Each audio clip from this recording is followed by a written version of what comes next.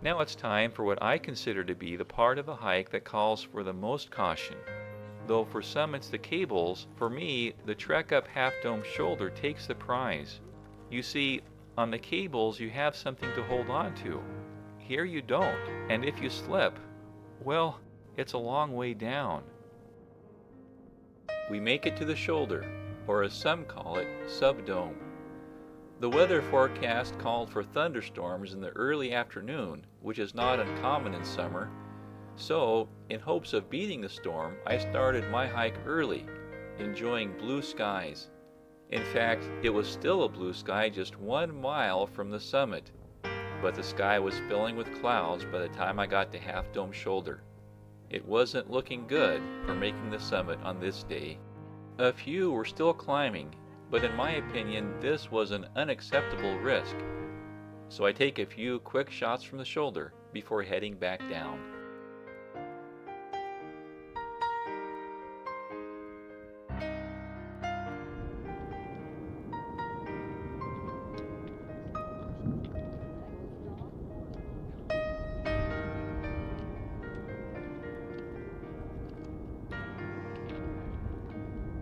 I borrowed this shot from the first edition of this DVD.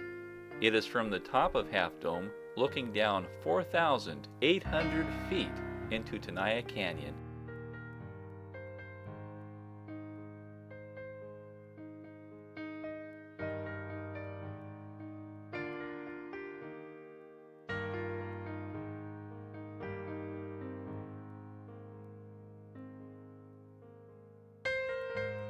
This happy group made it to the top before the storm rolled in. It's a cool hike because it shows you a lot about California terrain too. I mean, the different, like you walk through, you can see the granite formations, you can see the waterfalls. Yeah, the cables. Yeah, I heard about these cables yesterday. It was, it's a little intimidating.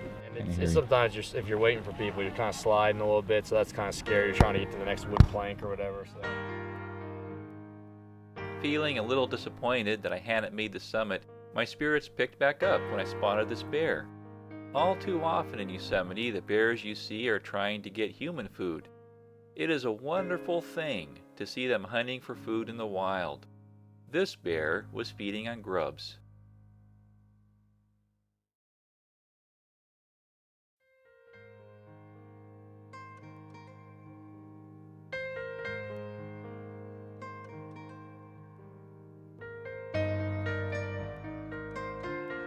I mean, it had its rough spots. I mean, sometimes it felt like you kept going up and up and up and up and up. But I mean, once you get to the top of it, it's so worth it.